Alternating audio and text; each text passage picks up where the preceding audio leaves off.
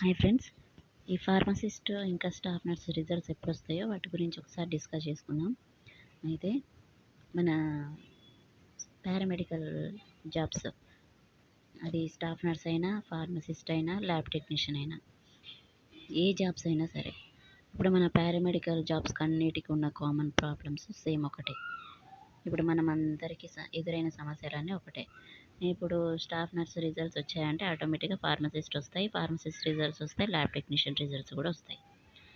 ఇప్పుడు ఏది ఒకటి క్లియర్ అయినా మిగతా వాటికి అన్నిటికీ సమస్యలన్నీ క్లియర్ అయినట్టనే. అయితే బేసికల్గా ఇప్పుడు రిజల్ట్స్ రాకపోవడానికి మెయిన్గా డిలే ఏమవుతుందంటే, ఇప్పుడు మనం ప్రీవియస్ వీడియోలో మనం చెప్పుకున్నాం రిప్రజెంటేషన్స్ ఇచ్చారు అని, మన ఫార్మసీ వాళ్ళు ఇచ్చారని. అదేవిధంగా రీసెంట్గా మొన్న ఈ స్టాఫ్ నర్స్ వాళ్ళు కూడా బీఎస్సీ నర్సింగ్ అసోసియేషన్ తరఫున వాళ్ళు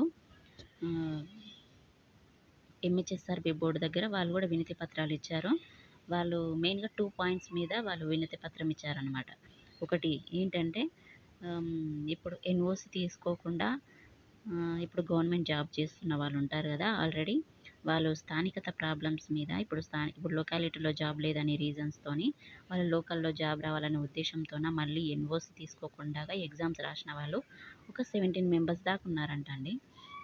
ఆ 17 మెంబర్స్ వాళ్ళు మళ్ళీ ఎగ్జామ్స్ రాశారు కాబట్టి ఆల్రెడీ వారు పోయిన రిక్రూట్మెంట్లో జాబ్ కొట్టిన వాళ్ళు కాబట్టి ఇప్పుడు మళ్ళీ ఆల్మోస్ట్ వారికే వస్తుంది.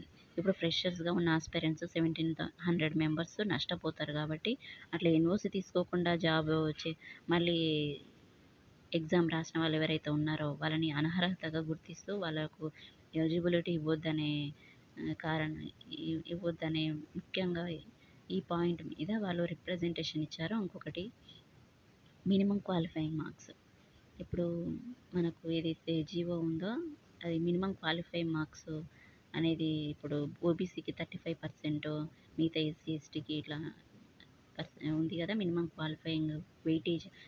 మినిమం క్వాలిఫై అయిన వాళ్ళు మాత్రమే ఈ వెయిటేజ్ మార్క్స్ యాడ్ చేయాలి. మినిమం క్వాలిఫై కూడా కాని వాళ్ళు ఎవరైతే ఉన్నారో వాళ్ళకు వెయిటేజ్ అనేది కలపొద్దు.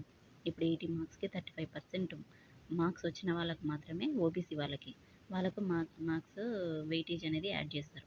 ఆ మినిమం క్వాలిఫై కాని వాళ్ళకు వెయిటేజ్ అనేది యాడ్ చేయొద్దు అనే విధంగా ఈ 2 పాయింట్స్ మీద స్టాఫ్ నర్స్ ఆస్పిరెంట్స్ రిప్రజెంటేషన్స్ ఇచ్చారు ఎంహెచ్ఎస్ఆర్బికి. దీని మీద ఖచ్చితంగా విచారణ చేయాలి, ఎన్ఓసి తీసుకోకుండా జాబ్ రాసిన వాళ్ళని అనర్హతగా గుర్తించాలి, మేము చాలా నష్టపోతున్నాం, ఖచ్చితంగా వీటి మీద చర్యలు తీసుకోవాల్సిందే, ఇవి క్లారిటీ వచ్చిన తర్వాతనే మాకు రిజల్ట్స్ ఇవ్వాలి, లేకపోతే మాకు అన్యాయం జరుగుతుంది అనే విధంగా వాళ్ళు ఎంహెచ్ఎస్ఆర్బి బోర్డుకి వాళ్ళు కోరడం జరిగింది. ఫస్ట్ స్టాఫ్ నర్స్ వాళ్ళ ప్రాబ్లమ్స్ ఈ విధంగా ఉంటే, మన ఫార్మసీ వాళ్ళది మన బాధ ఏంటంటే, ఇప్పుడు ఆల్రెడీ వెయిటేజ్ కాంట్రాక్ట్ అవుట్సోర్సింగ్లో చేస్తున్న వాళ్ళకి వెయిటేజ్ ఇస్తున్నారు. అయితే అందులో ఇప్పుడు కాంట్రాక్ట్ అవుట్సోర్సింగ్ జాబ్ చేస్తూ వాళ్ళ పీసీఏ సర్టిఫికెట్స్ ప్రైవేట్ సెక్టార్లో రెంట్కి ఇచ్చుకున్న వాళ్ళు ఎవరైతే ఉన్నారో వాళ్ళు అక్కడ లబ్ధి పొందుతూ ఇక్కడ జాబ్ చేస్తూ ఇట్లా 2 విధాలుగా ఎవరైతే నడిపిస్తున్నారో వాళ్ళకి వెయిటేజ్ మార్క్స్ యాడ్ చేయొద్దు అనే ఒక పాయింట్ మీద. ఇంకొక పాయింట్ ఏంటంటే, ఇప్పుడు 20 మార్క్స్ వెయిటేజ్ ఇవ్వద్దు, ఓన్లీ 16 మార్క్సే వెయిటేజ్ ఇవ్వాలి. ప్రీవియస్ వీడియోలో నేను క్లియర్గా చెప్పాను కదా, 16 మార్క్స్ 20% 80 మార్క్స్కి అయితే 16 మార్క్స్ వస్తాయి. ఆ 16 మార్క్స్ మాత్రమే యాడ్ చేయాలి, 20 మార్క్స్ యాడ్ చేయొద్దు అనే ఈ 2 పాయింట్స్ మీద మన ఫార్మసిస్ట్ ఆస్పిరెంట్స్ ఎంహెచ్ఎస్ఆర్బి బోర్డుకి రిప్రజెంటేషన్ ఇచ్చి ఉన్నారు. అయితే ఇప్పుడు ఆ ఎంహెచ్ఎస్ఆర్బి బోర్డు వినతి పత్రాలు తీసుకుంది, స్టాఫ్ నర్స్ ఆస్పిరెంట్స్ నుంచి తీసుకుంది, మన ఫార్మసిస్ట్ వాళ్ళ నుంచి తీసుకుంది. ఇప్పుడు ఫర్దర్గా ఇప్పుడు వాళ్ళు అవన్నీ ఇప్పుడు 16 ఎన్ఓసి తీసుకొని వాళ్ళకి ఏ విధంగా స్పందిస్తుంది, మరి మినిమం క్వాలిఫై కూడా కాని వాళ్ళకు వెయిటేజ్ కలపదా? అదేవిధంగా ఇప్పుడు 20% అంటే 20 మార్క్స్ యాడ్ చేస్తుందా, మరి 16 మార్క్స్ యాడ్ చేస్తుందా? అదేవిధంగా ఇప్పుడు మళ్ళీ ప్రైవేట్ సెక్టార్లో జాబ్ పీసీఐ రెంట్కి ఇచ్చుకున్న వాళ్ళకి మరి ఏ విధంగా స్పందిస్తుంది? వీటన్నిటి మీద ఒక క్లారిటీ రావాలంటే వాళ్ళు కూడా చర్చలు జరపాలి, వారు కూడా ఒక నిర్ణయానికి రావాలి. అప్పుడు మనకు ఇది ఒక క్లారిటీ వస్తుంది. ఇప్పుడు వీటన్ని మీద చర్చలు జరపకుండగా ఏదో ఒకటి వారి నిర్ణయం తీసుకోకుండగా ఇప్పుడు వాళ్ళు రిజల్ట్స్ ఇచ్చేసిండ్రంటే మనకు ఫర్దర్‌గా అయినా ప్రాబ్లమ్ ఖచ్చితంగా వస్తది. ఇప్పుడు వీళ్ళకి రిప్రజెంటేషన్ ఇచ్చిండ్రు. వీళ్ళు స్పందించకపోతే చాలామంది కోర్టుకు పోయేటోళ్ళు కూడా చాలామంది సిద్ధంగున్నారు. అట్లా కోర్టులకు పోయినా కూడా మళ్ళీ పెండింగ్ అయ్యి మళ్ళీ అదే కథ అయితది. అట్లా కూడా కొంచెం ప్రాబ్లమ్స్ ఫర్దర్‌గా ఫేస్ చేయాల్సిన పరిస్థితులొస్తాయి. అలాంటి పరిస్థితులు ఎదురు కాకుండా ఉండాలంటే ఇప్పుడు వీళ్ళు తీసుకునే నిర్ణయం ఏదైతే ఉందో ఆ నిర్ణయం మీద ఆధారపడి ఉంది మన ఫార్మసిస్ట్ రిజల్ట్స్ అనేది. ఇంకొకటి ఇప్పుడు మనకు కీ మాత్రమే వచ్చింది. ఇంకా ఫైనల్ కీ కూడా రాలేదు.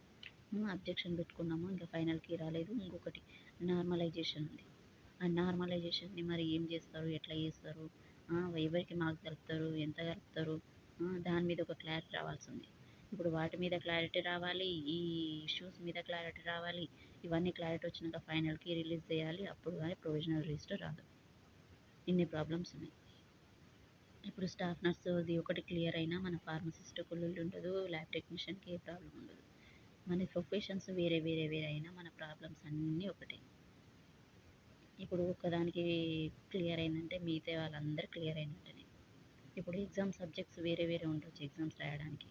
ఇప్పుడు రిజల్ట్స్ రావడానికి మాత్రం అన్నిటికి దగ్గర సంబంధమే ఉంది. అట్లా అన్నమాట. మనం ఇంకా ఏమైనా ఫర్దర్‌గా ఇప్పుడు నెక్స్ట్ ఫిబ్రవరి ఫస్ట్ వీక్ వరకైతే ఏం అప్డేట్ రాకపోవచ్చు. ఒకవేళ ఏం అప్డేట్ ఉన్నా నేను వీడియో చేస్తా. ఇప్పుడే ఇంట్రెస్ట్ ఉంటే సబ్స్క్రైబ్ చేసుకోండి. ఇప్పుడు సబ్స్క్రైబ్ చేసుకుంటే ఇప్పుడు చూస్తున్నారని చెప్పేసి నేను ఇంకా వీడియోస్ చేస్తాను. లేదంటే ఇప్పుడు చూస్తున్నారు చాలామంది చూస్తున్నారు సబ్స్క్రైబ్ చేసుకోవట్లేదు. అందుకే నీకు కొంచెం ఇంట్రెస్ట్ చూపించట్లేదు వీడియోస్ చేయడానికి. కామెంట్ చేశారు ఎవరో వీడియో చేయక్క అని, సిస్టర్ వీడియో చేయండి అని అడిగారు. అందుకు ఈ వీడియో చేస్తున్నాను నేను. ఇంకా నెక్స్ట్ వీడియో కట్ ఆఫ్ గురించి కూడా వీడియోస్ చేయమని అడుగుతున్నారు. సరే నెక్స్ట్ చూద్దాం. Thank you friends.